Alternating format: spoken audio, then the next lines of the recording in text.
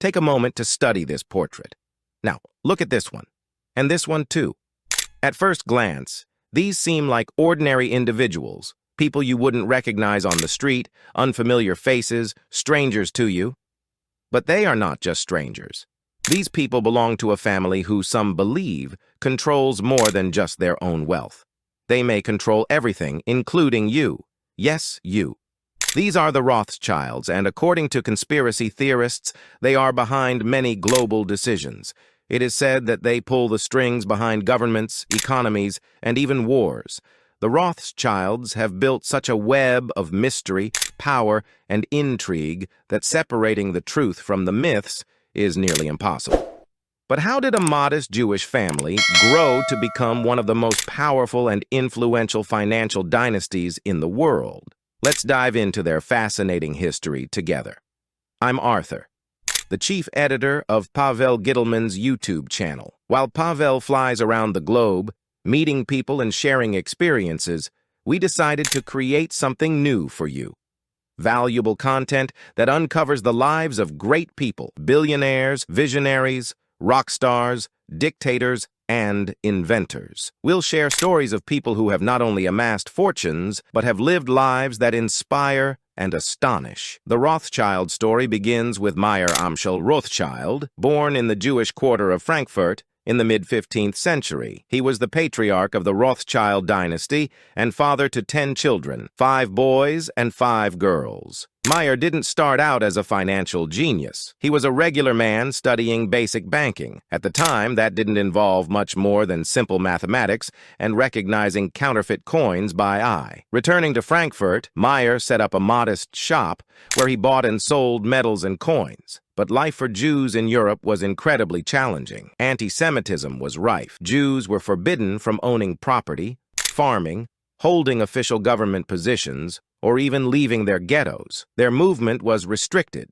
and they were forced to wear yellow badges as identification. Despite these harsh conditions, one thing Jews were allowed to do was engage in money lending, a profession forbidden to Christians under church law. This created a niche for Jewish bankers in Europe, and Meyer Rothschild slowly began to grow his modest business. The turning point came when Wilhelm I, the ruler of Hesse, heard about Meyer's growing reputation and invited him for a meeting. Wilhelm was not just any ruler, he was one of the wealthiest men in Europe, known for leasing Hessian soldiers as mercenaries in foreign conflicts, including colonial wars in America. Through this connection, Meyer gained favor and access to the Duke's finances, which was the first major step toward the Rothschilds' immense fortune. It's important to understand that while the Rothschilds began in what is now Germany, this was not the unified country we know today.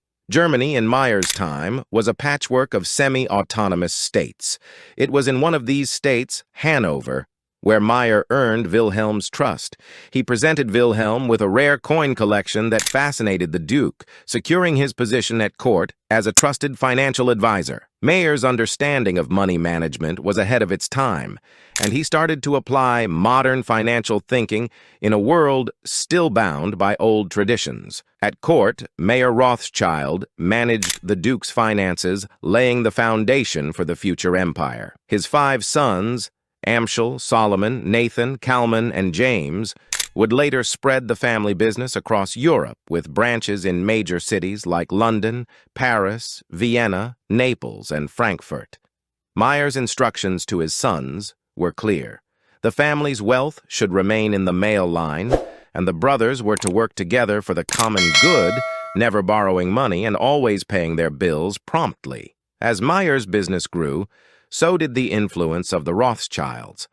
However, the peaceful European landscape was about to be shattered by the rise of Napoleon Bonaparte, whose ambition plunged the continent into war for over a decade. The Rothschilds, far from being passive observers, saw opportunities amid the chaos. Napoleon's wars would become the backdrop for their most daring financial moves. During the Napoleonic Wars, the Rothschilds managed to play both sides of the conflict, lending money to both the French and their enemies. Meyer's son lent funds to the Austrian army, while Mayer himself funded the French. This ability to finance both sides of a war demonstrated their neutrality or their pragmatism, depending on how you see it. In any case, it was a brilliant business strategy. War might be disastrous for some, but for others, it was a chance to profit. Mayer's third son, Nathan Rothschild, felt restricted in Frankfurt and moved to London in 1803. There, he began executing a financial scheme that would forever change the family's fortunes. During the Napoleonic Wars, Nathan bought gold in Britain, smuggled it to France, where his brother would sell it for inflated prices. The brothers would then use the proceeds to buy British debt securities in France, where their value was much higher. They repeated this cycle, creating immense profits and cementing their place in European finance. Their success wasn't just in clever deals, though. The Rothschilds had something no other family possessed: access to information. They had created a vast, private communication network across Europe that allowed them to gather news faster than anyone else, even governments. In the 19th century, having the right information was as valuable as having gold. A famous, though likely exaggerated, story illustrates the power of the Rothschilds' network. At the Battle of Waterloo in 1815, it is said that the Rothschilds knew of Napoleon's defeat before anyone else in London. Nathan Rothschild supposedly spread false rumors of a British defeat, leading the market to crash, which allowed him to buy up British bonds at low prices. When the true news of Napoleon's defeat reached London, the bond prices soared and Nathan made a fortune. By 1815, the Rothschilds had emerged from the Napoleonic Wars as the dominant financial force in Europe. The British government even entrusted them with handling its post-war payments. The Rothschilds' growing influence sparked both admiration and suspicion, with rumors swirling about their control over governments and markets. Throughout the 19th century, the Rothschild family diversified its holdings, investing in railroads, industry, and infrastructure projects across Europe. James Rothschild, for example, financed the first railroad in France, while his brother Solomon did the same in Austria-Hungary. Their financial reach extended into the highest levels of European power, and their influence over politics and business grew with every new investment. The Rothschilds' ability to finance large government projects and wars cemented their power. They lent money to European monarchs, and in return, they wielded influence over governments. By the mid-19th century, they had become the world's first true financial dynasty, with a monopoly over Europe's financial systems. Of course, this power didn't come without controversy.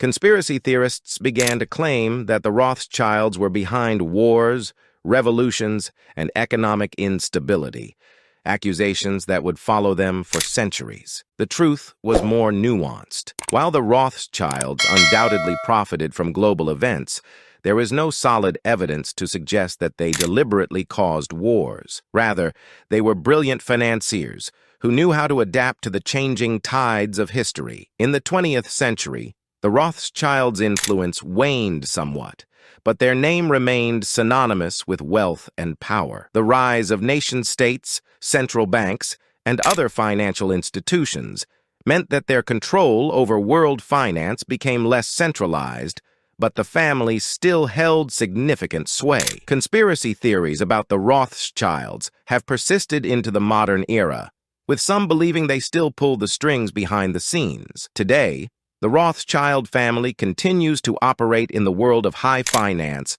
owning banks, investment firms, and other businesses. Their empire may no longer dominate global affairs as it once did, but their legacy remains one of immense wealth and influence. The story of the Rothschilds is a testament to the power of innovation, strategy, and foresight. They rose from humble beginnings in a Jewish ghetto to become one of the most powerful families in history. And whether or not they truly control the world, one thing is certain: their story has shaped the world we live in today. If you found this story as fascinating as we did, make sure to hit that subscribe button so you don't miss out on more incredible stories from history. We're always uncovering the lives of influential figures, whether billionaires, visionaries, or even dictators, and bringing them straight to you. What do you think about the Rothschilds' legacy? Do you believe the conspiracy theories, or do you see their story as one of pure financial genius? Let us know your thoughts in the comments below. We'd love to hear who you'd like us to feature next. Maybe John D. Rockefeller, Nikola Tesla, or even a deep dive into the life of Steve Jobs. Share your ideas, and let's keep the conversation going. Until next time, thanks for watching, and remember, history is full of stories that amaze and inspire. Keep exploring with us.